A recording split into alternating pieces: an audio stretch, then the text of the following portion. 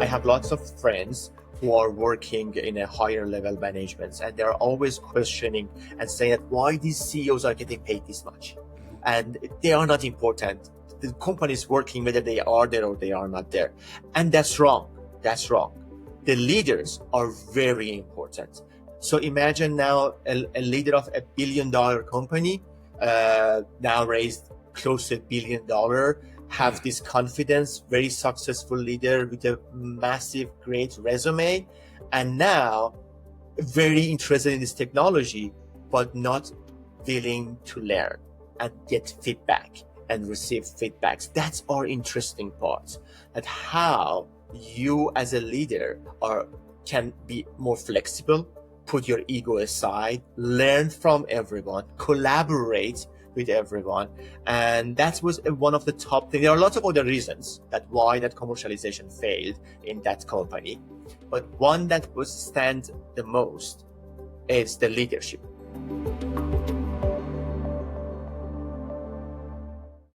I met today's guest back in 2017 when I was an undergrad student studying business administration.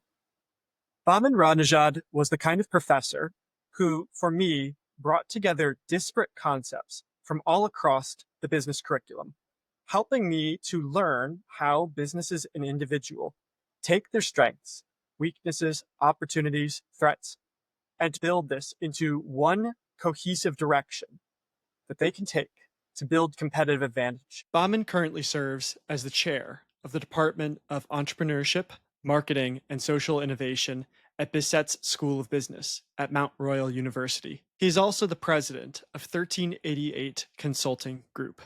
Knowledge Company Now's proposition is that businesses can leverage advances in analytics, machine learning, artificial intelligence, statistics, experimentation to drive innovation. And each of these episodes features conversations with people from those disciplines, showing how they, through their life and their career, have made these advances possible. So what can we expect for this conversation from Bahman today? We're going to start by talking about his origins in chemical engineering, how he, as an engineer, learned business strategy and innovation and applied engineering mindset to tackling these problems. Secondly, the story of how he charted his path from industry to academia, helping thousands of learners who have crossed through his classroom change the world through what they have learned. My name is Nathaniel. This is Knowledge Company Now. Our producer and sponsor is Predictum Inc. You can follow our show on predictum.com/Knowledge Company Now. You can give us feedback. You can get in touch with our show. And if you like our show, you can consider giving us a 5-star rating and review. Thank you so much for your support. Here's to many more episodes of building this community of knowledge sharing and empowerment. Bahman, before you ever became a strategist and an academic, you were training in chemical engineering. Are there habits or ways of thinking that influenced how you see the world today? Yeah, I think engineers have a different perspective of life than the other people. We engineers are trying to solve problems. So as an engineer, you always try to design the optimum, the most efficient way of doing things, and very kind of task oriented. The task is clear, the problem is clear, and you try to optimize it. And that's what you do as an engineer. So this optimizations, this solving a problem, it's the skills that I brought from engineering to the rest of my life. At that point in your life, what drew you to chemical engineering specifically? So I'm Iranian descent. In Iranian education system, all top students are either go to medicine or medical school, or they go to engineering school. So I didn't like blood, so I went to the engineering school. And chemical engineering, as you may know, Iran has one of the largest oil and gas reservoirs in the world, and we are one of the major producers of oil and gas. So if you want to have a secure future, chemical engineering or petrochemical engineering is majors that you want to take on to to have a better future upon the graduation. So that was the reason I went to chemical engineering, just force of the society rather than what I choose. And that's important, That's important. Yeah, because in undergrad, lots of my students are coming to me in the undergrad level and ask me, "Oh, I don't know what I'm doing and this degree," and they're so dedicated and they're so focused on the degree that they are doing without knowing that there are lots of many paths in the future. Undergrad degree is only a starting point of you discovering who you are. In 2009, you've graduated from your chemical engineering. You're now in Manchester, in the UK. You're studying entrepreneurship and innovation. Unpack that for me. What was that change in your life? It was very different, moving from the engineering classroom and then a little bit working in the engineering field and then moving to Manchester and now going to the classroom that is very different from what I used to it. There was the rule of the blackboard and the whiteboard, whatever you want to call it, was not that important anymore. Now you have a presentation and then you have lots of class activity, lots of opinion. In engineering, you really don't have your opinion. You have the laws and you follow those laws. And then you try to, the frame is very clear. But now I'm in an innovation degree, not even a normal degree, in an innovation degree in a classroom that there is no framework. There is no boundaries. There's no law. And everything is up to discussion and, figuring it out for yourself and with your team. Teamwork was one of the things that I was really exposed to it in my master's level. In engineering, we had a teamwork, but not in a level and a scale of in my business school. So it was very different. It was very interesting, challenging. And I hear later from lots of my friends who moved from the engineering to business, how their MBAs and masters in business was challenging for them and kind of opening a new doors and how, wow, we can look at the problem in a different level and from different perspective. And sometimes we are looking at the problem to solve and optimization is not even the concern. And that's for an engineer is so frustrating that you do not want to optimize it. Why? And then you think, okay, there are social aspect of it, that it is not the only way. And then your optimization potentially goes against of the social aspect of the problem that you want to solve. So you do not really want to optimize it. And that was very interesting. Very interesting one year in Manchester. I mean, I live in Manchester for 3 years almost, but the 1 year of my master's degree learned a lot about the life and how different life can be. So, when you're doing your PhD, you're in Calgary now, and during your PhD program, you start working as an energy technology analyst at Innovate Calgary. What were you trying to learn for yourself or accomplish during that time?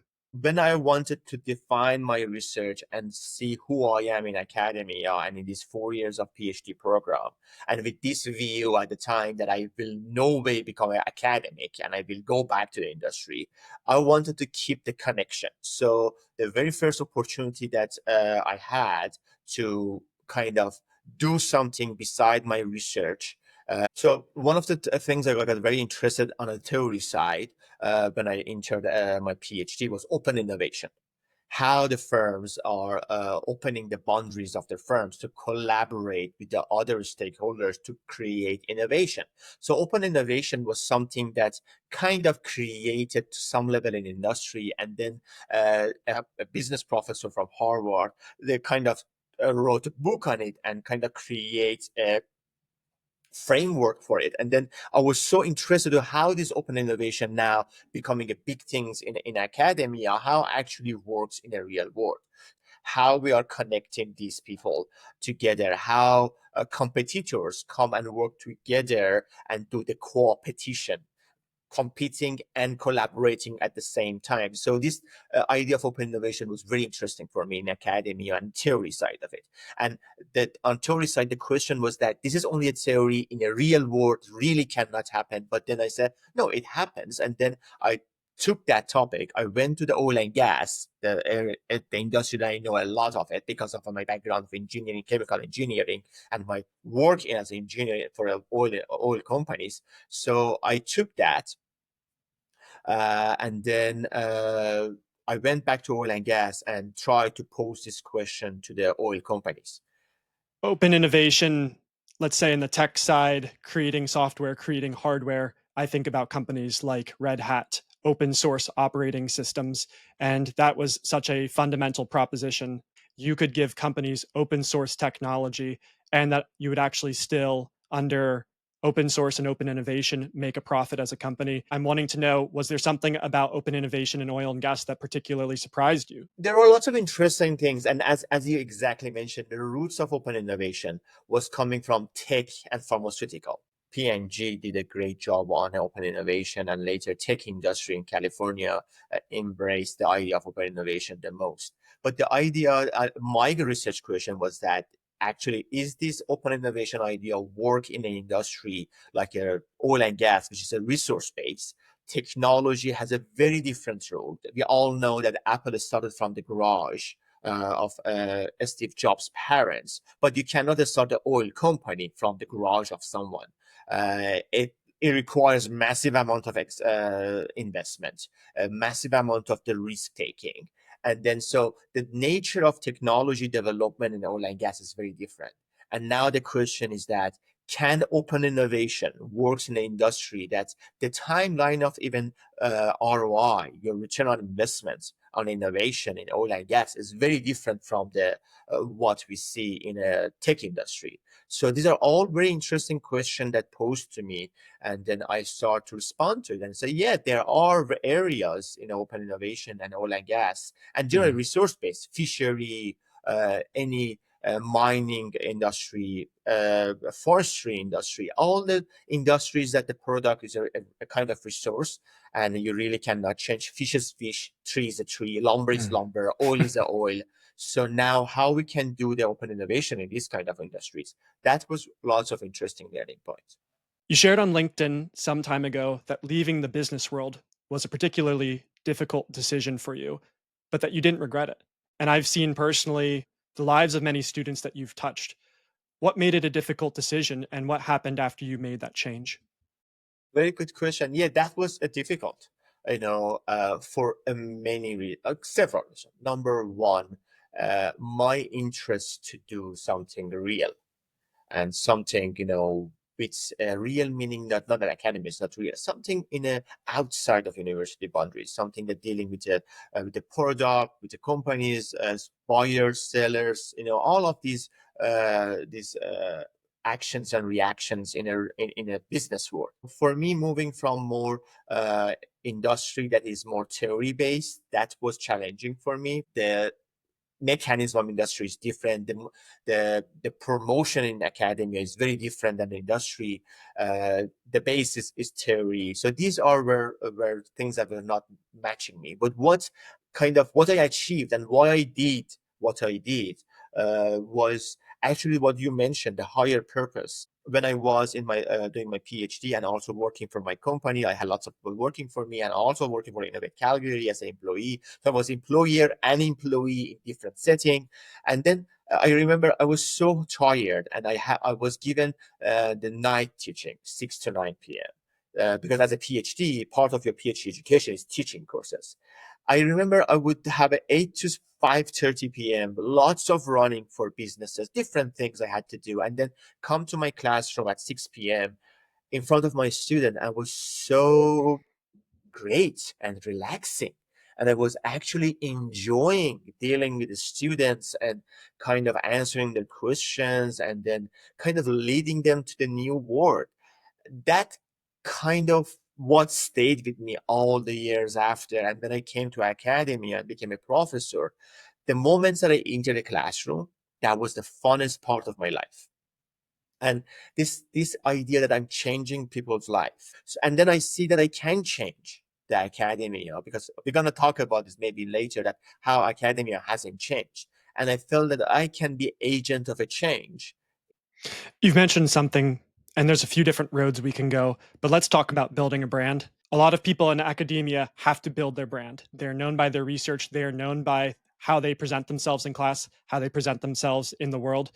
And then there are professionals who also build their brand, people who are doing applied research and presenting their papers as well at technical conferences and trade shows. I ask this because I think a lot of our listeners could benefit from your experience about how to build a brand for yourself, whether you're in the academic world or perhaps in a more applied research setting. What would be advice that you would give for building your personal brand? Great. So some from academia and industry, they are two different, but there are some commonality here. So the commonality here is just going outside, network with people, and say what you think.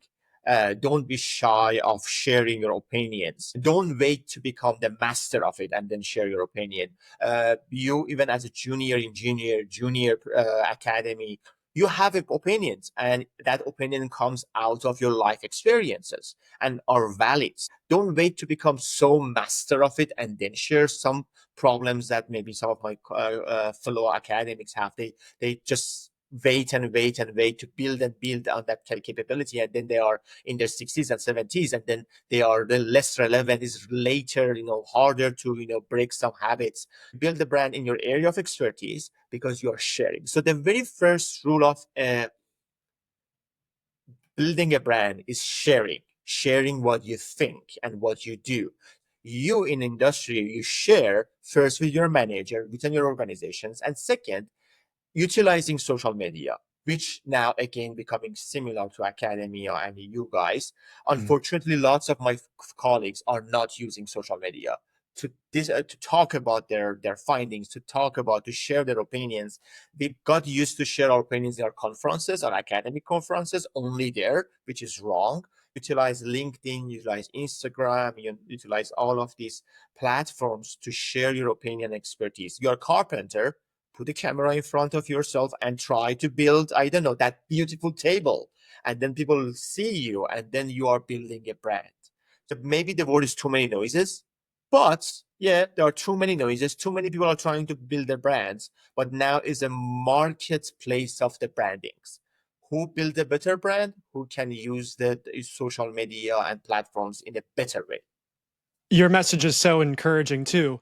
I hear from so many engineers and scientists, I'm not wanting to share my opinion. Opinion is not fact. Opinion is opinion.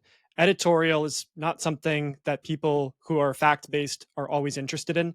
But then at the same time, sharing your perspective on an issue, sharing progress of a project or work, even if it's not complete, even if it's not perfect, it's better than not being known. It's better than not having people know who you are and the value that you bring. And it is a shame because so many people that I talk with are saying, I don't want to share until it's just right. And then, like you say, you wake up and you're in your 60s and okay, where's all of the work? How is it making the connection to the person who needs that insight that you brought? So I find what you're saying quite positive. Share and then receive the feedbacks and understand that your work is not complete, and you are always there to learn. You share and then love the feedbacks and get the feedbacks. I know in a internet world the feedbacks can become nasty, but there are good feedbacks too. There are some followers that are gonna send you a message and share and have a coffee with you. So share and collaborate, receive a feedback, and try to build your brand. Remember, the first table that you are building in front of camera is not your best table. Your best table is the table that you haven't built yet. Is there some thought leadership, particularly on LinkedIn, that drives you crazy?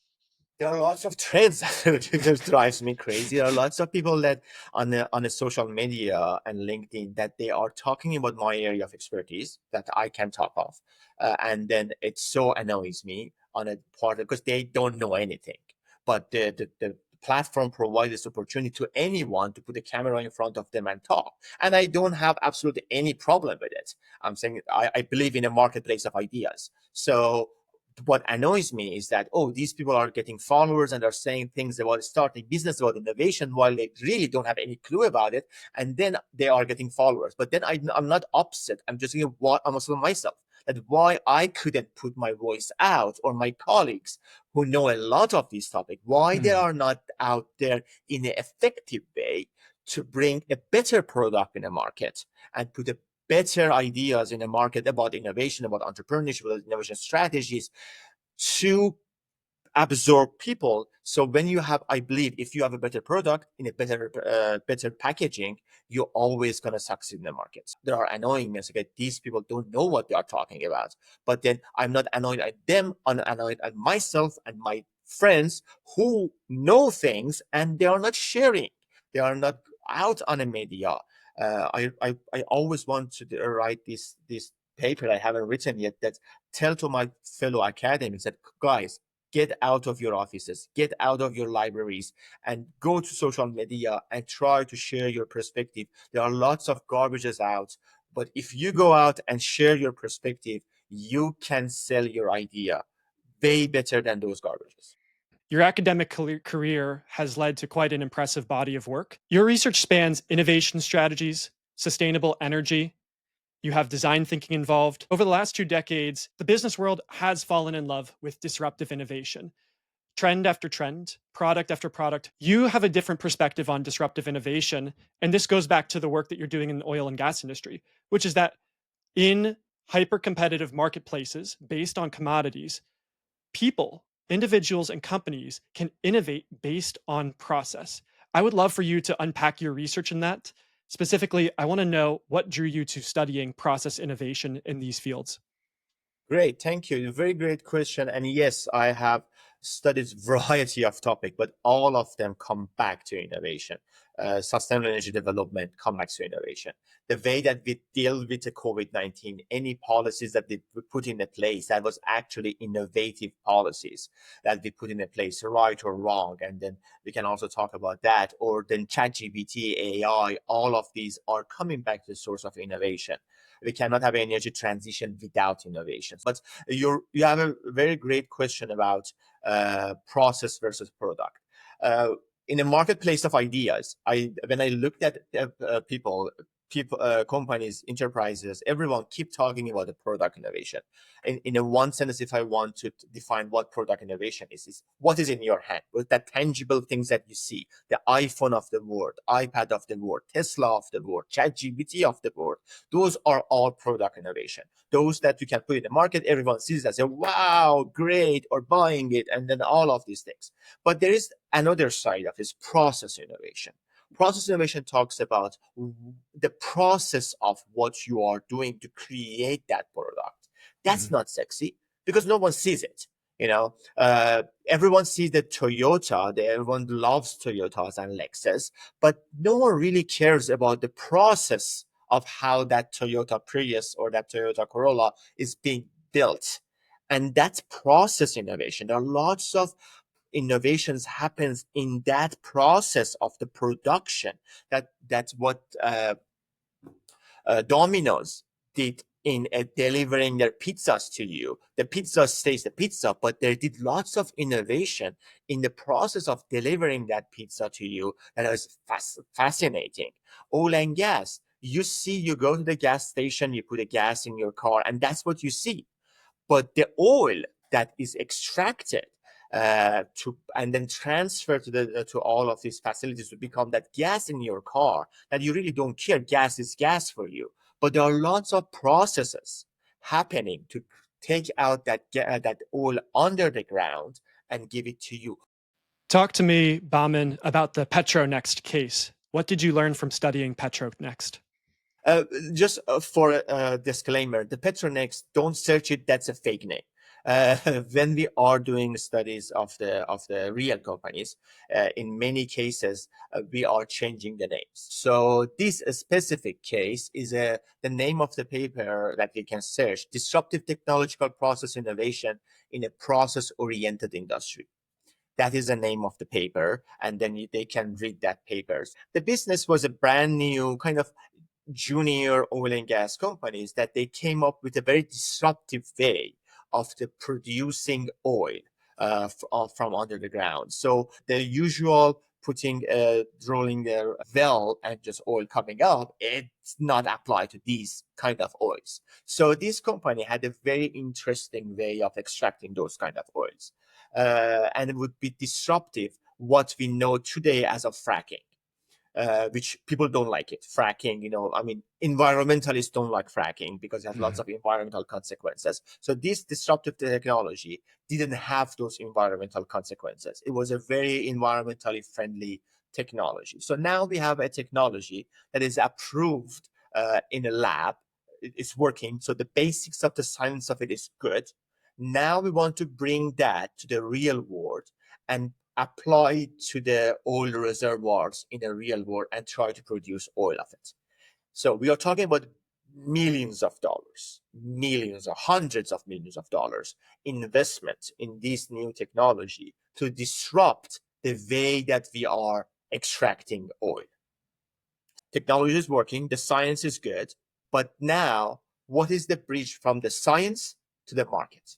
And this paper is all talking about the barriers in front of a CEO who found this technology out of the university in UK and brought it in Canada, bought the ownership and the right of this technology, and now wants to bring it to real life.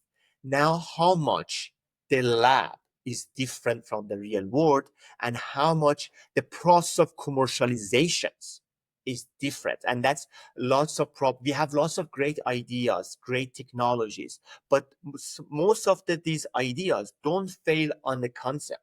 They fail in the process of commercialization. So this company failed in this process. And that was interesting because learning from failures is way more effective because you cannot do the same mistakes by learning that. You will not going to do the same mistakes when you want to do the similar thing. So I studied that failed experience, and we found lots of reasons that why a commercialization can fail, from the leadership all the way to the management, hierarchy of organizations, lack of collaboration or existence of collaboration. That was a fascinating study. I suggest everyone read that paper. What was the top cause for why it did not implement well in the real world for them? Leadership and how lots of people misunderstand the role of the leadership and underestimate the role of leaders. I have lots of friends who are working in a higher level management, and they're always questioning and saying that why these CEOs are getting paid this much. And they are not important. The company is working whether they are there or they are not there. And that's wrong. That's wrong.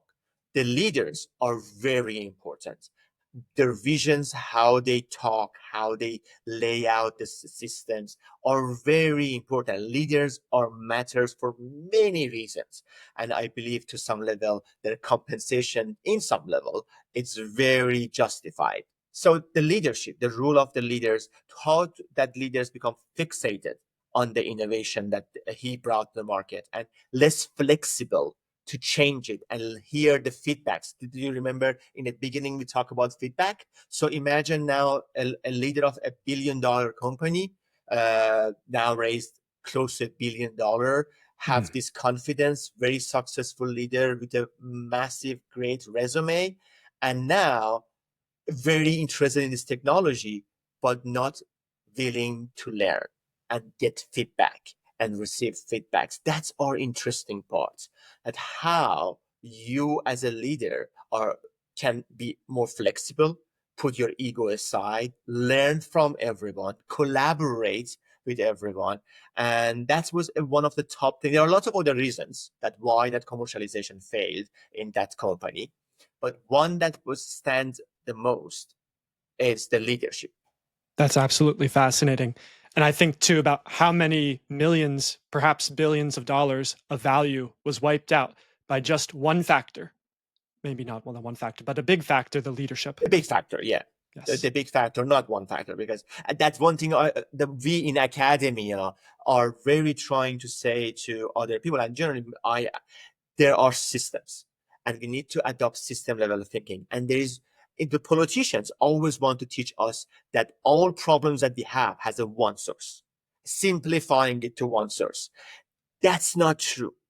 Any phenomena out there has a wide variety of the reasons. Yes, some reasons are bigger and more important, but it's not coming as a ignorance of the other reason. You have to understand there are multiple factors that causing a problem in society. But most politicians and big leaders trying to point on one and only one. The topic that everyone talks today is about energy transitions and going to the moving out from fossil fuels and renewables. It's admirable how people are thinking about it and how they are, especially environmentalists, talk about it.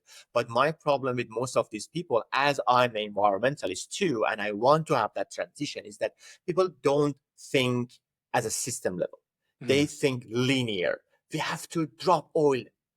They don't think about system level and how the system getting affected by that. Back in 2020, you studied how established companies respond to disruptive innovations when new players enter their industry. Some of the people that you researched deviated from what you might call a rational path and acted in ways that you might describe as irrational. What are some of the surprising, irrational reactions that the people you studied might have had? One thing I see that is in the surface looks very rational, but when you think about it, goes to some level of irrationality, is trying and running to adopt. So on both sides.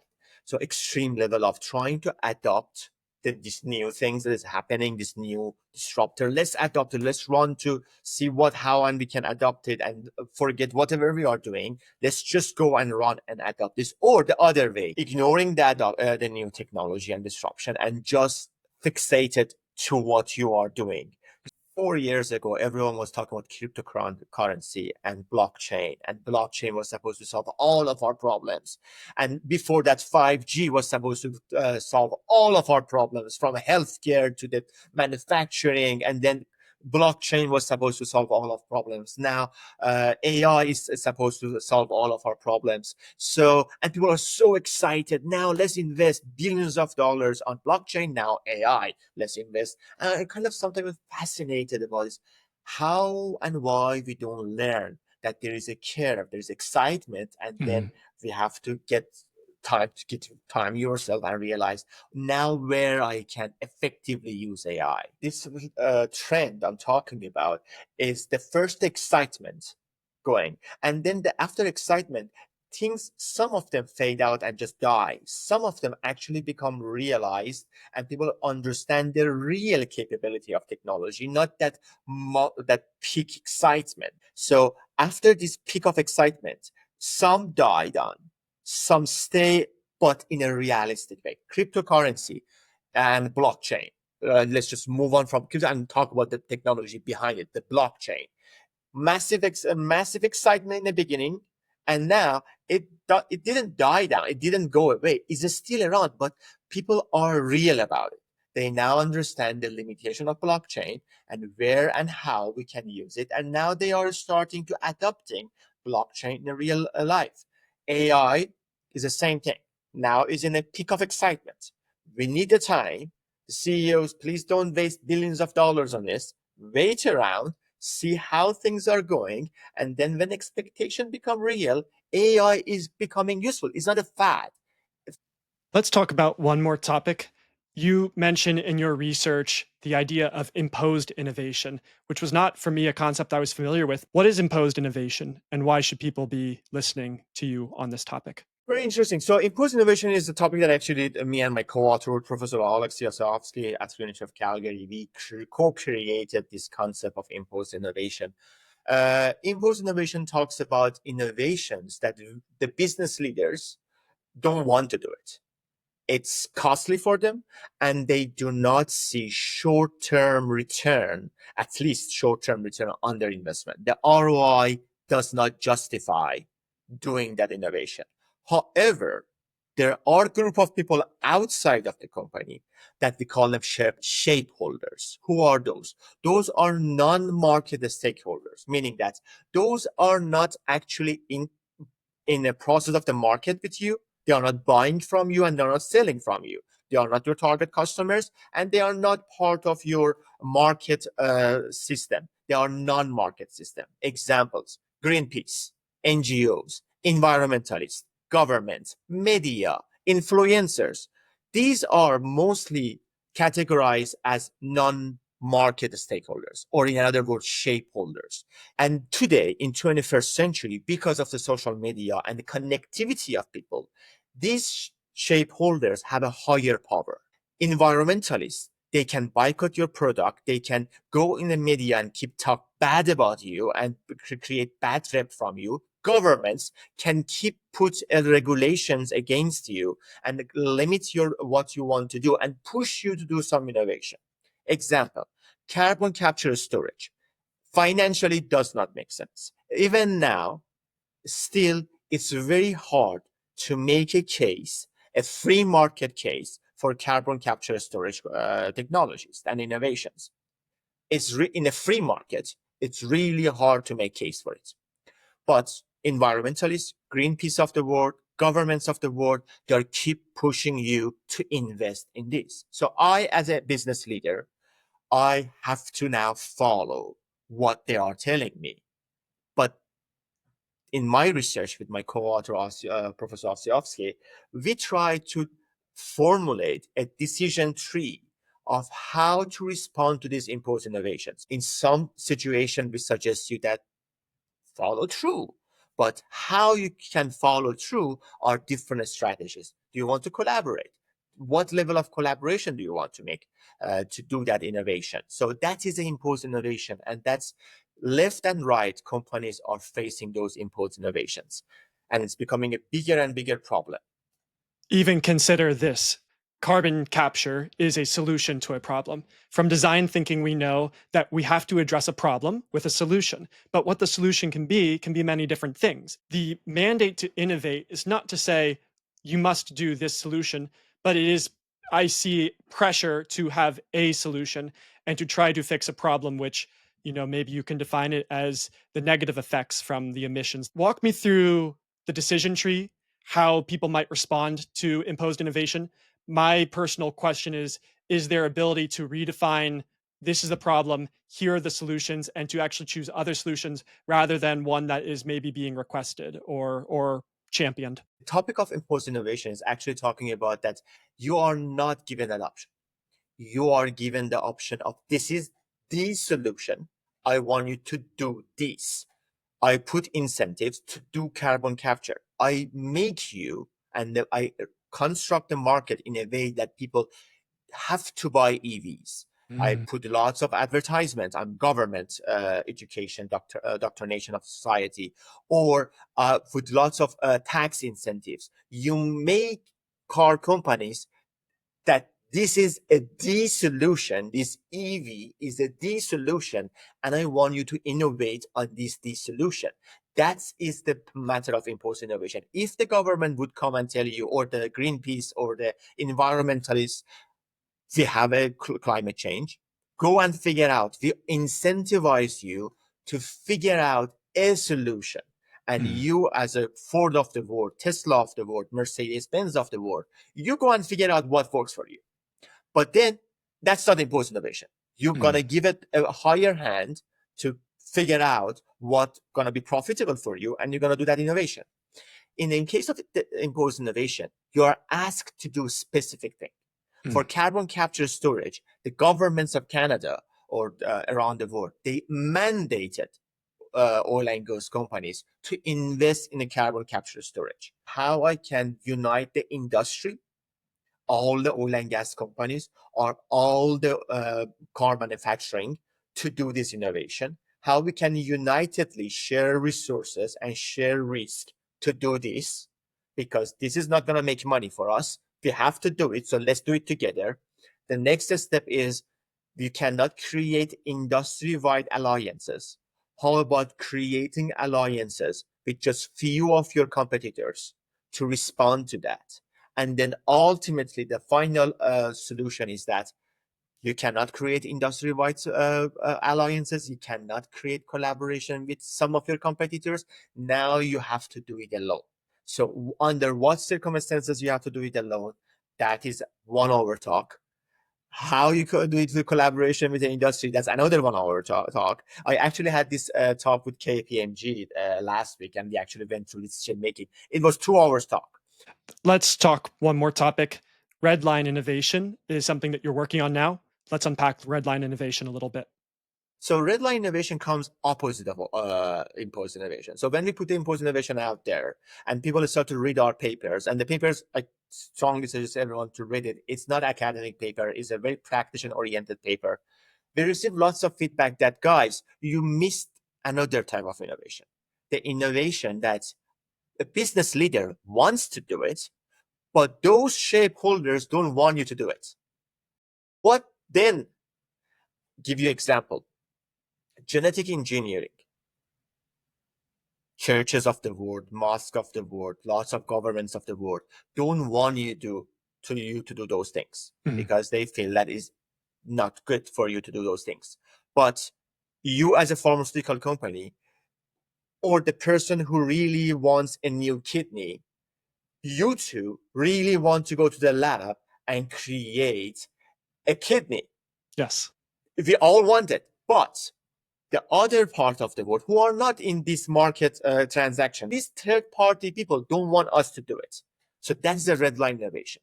Now what I can do, what are my choices as a business that I want to do these things? There is a market for it. There is a rate of return for it. But other people who don't care about, they're not my buyers. They are stopping. In this time, we don't have a decision tree. This time we have a box.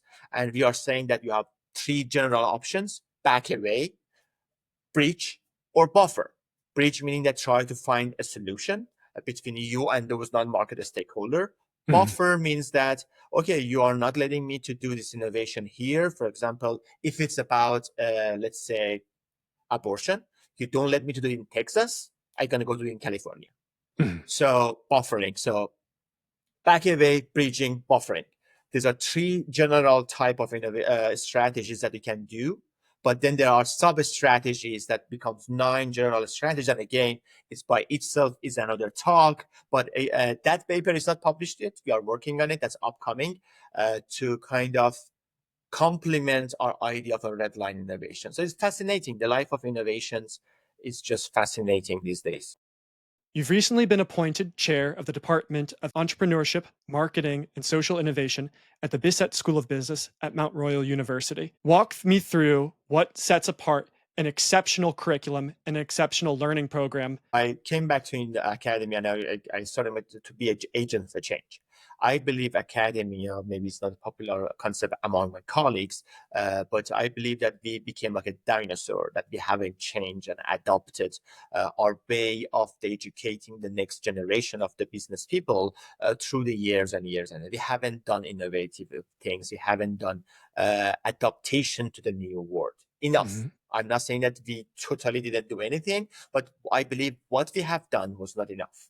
And the evidence is out there, how much the university degree is now becoming less powerful in the job market. There are why lots of people are criticizing us and our rules. Some governments now, like American governments, trying to limit universities and all of these things. So it's all coming off. We haven't done a good job or the perfect job to adapt to the new world.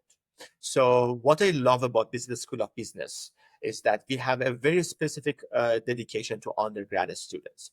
And we are trying to do what most of our colleagues in the rest of the world are failing to do it perfectly, which is adapting to the new world and changing our curriculum and way of teaching the courses to adopt this new world. So what we are doing here and what I'm trying to achieve more and more is a WIL, work integrated learning. So instead of the teaching you theories and all of these things, we're trying to teach you how to use them in a real setting. And at the end of the day, remember, universities are not trade schools. So you are not coming to university to know how to use Canva. This is not a university thing to do. We are not teaching you to use Canva in your digital marketing. We are teaching you how you think to use a Canva, because Canva now is something. 5 years later, there's another software.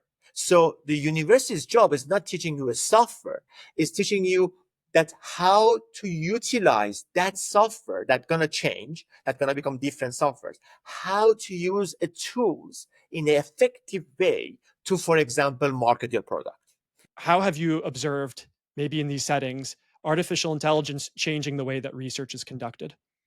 Very good question. And let me tell you, just last week, I was moderating a panel of the very high level consultants from the EY, Deloitte, and Hatch, that they were all partners of these massive consulting companies. And we had exactly the same question: how AI changing consulting? And as a big part of consulting is research. And the conversation was that there used to be, we had these junior consultants who would go and hours build client to do the research to find a fundamental of the problems and the solutions and all of these things and accumulate the data. Then given this data to the senior consultants and higher level people to kind of figure it out. So now the industry is facing one big challenge or a revolution.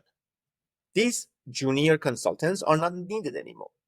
That billing hours is not needed anymore because you ask ChatGPT and ChatGPT gonna accumulate those data and those information that you would ask for junior consultant to go to their rooms and dig those data out for a month, and then you bill your client for all of their works.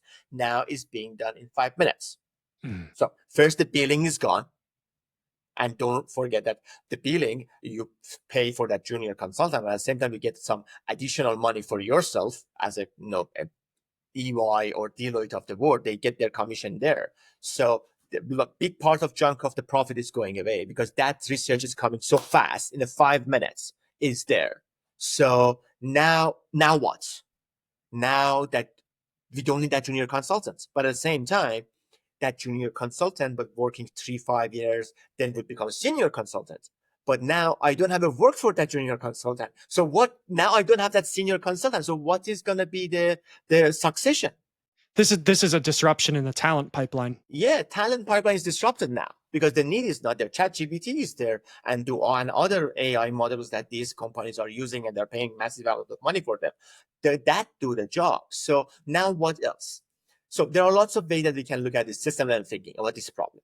One is ChatGPT good? Yes, it's good, providing all of this data and information for them. But still, these are just data. As much as we talk about artificial intelligence, it's just it cannot have a creativity and think outside of the box to solve the problem.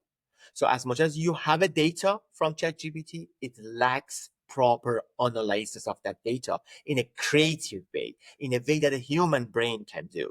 It can still analyze the data and suggest you some things, but if you read those suggestions, it's very linear and it's very based on what have been done in the past. The same thing in the research. My job as a researcher is way easier. I don't need that many research assistants anymore. I can just ask ChatGPT or any other thing to gather data for me. And then my job starts to now make sense of that data to solve that real problems. That now my job starts. So it cuts lots of costs for me and lots of time and everything. So it's amazing. But I should understand the value of it. The value of ChatGPT and artificial intelligence is just gathering things. My job is going to be making sense of it. So from that side of AI, that the change that it created, now there are lots of students, lots of people that are making mistakes. They think they rely on what ChatGPT provides them as the final product. That's the worst thing that you can do, to look at ChatGPT outcome and say that this is the product that I'm looking for. No, that's very wrong. And that's gonna put you in lots of problems. Even if you write your emails by ChatGPT, don't just copy paste that. Even in that scenario, read it again and know that it's not the final product. You need that human touch. And we talk about all the time in my field that we need AI governance programs. Actually, like the people doing AI engineering, so the people who are training the models, the people who are actually building the APIs, building the softwares, but then also how do you roll it out in your organization? How do people use it? How does it fit into creating a finished product? So in this example, you say consulting, you're still giving recommendations, you're still helping a business to make a change that will ultimately benefit them better. But we are changing the resources that are going into that finished outcome. In this case, the time that's billable to a client for the junior staff member. So I have 2 questions for you left. You've said Steve Jobs is your ideal leader and his memoir is your favorite book. What's one thing that you learned from Steve Jobs that genuinely affected the way that you lead your life? Vision. I love the visions that he had. I love that he had a vision and he was dedicated and make everyone to achieve, to get to his vision. I remember I watched this clip from a one comedian making fun of Steve Jobs, that he didn't really make that iPhone, that guys, and making fun of Steve Jobs. And I was saying, no, yeah, he was not writing the codes for that iPhone. He didn't create that iPhone, but he had a vision of that iPhone. Those engineers, those programmers were around forever, but they didn't think of iPhone. They couldn't imagine iPhone. He could imagine iPhone. He could envision iPhone. And then he could put a team together to work towards achieving that vision. The what you were talking in the beginning, you as a business people and your vision. It's all about, and that's what I love about Steve Jobs. He could bridge among the different expertise. He could put a team together, and how he valued the team towards when he grew in his career, how much he was not understanding the value of a team in the beginning days of iPhone, the Apple company, and later he learned, and after Pixar and everything, he learned more about the value of a team and everything. But anyways, how he put that team together, how he has a vision, he shared his vision with the people, relevant people, and then pushed people to achieve his vision. That is the role of leader. That's what I'm trying to do as a chair of this department. That's what I try to do as a teacher in the classroom. And that's what I do as an entrepreneur and consultant in the real world. Give a vision to people and motivate them to achieve that vision. You've made such a tremendous impact on the lives of countless students, countless people that you've met throughout your professional career. But I think that it is the student relationships that have had maybe the most meaning for you. Can you tell me a story of one person, one student, who over the years maybe has reconnected with you? Somebody who told you the value that you gave to them, the meaning that you imparted on their life. What's one story that's really stuck with you? There is one particular person that I don't name the person, but the individual was actually my student at SUNY Brockport when I was at State University of New York at Brockport. The individual was very critical of the class and was very interesting person. Came to my office, debated me lots of time. And I kept it in my classroom. I never asked him to leave. I loved the way that the individual challenged me.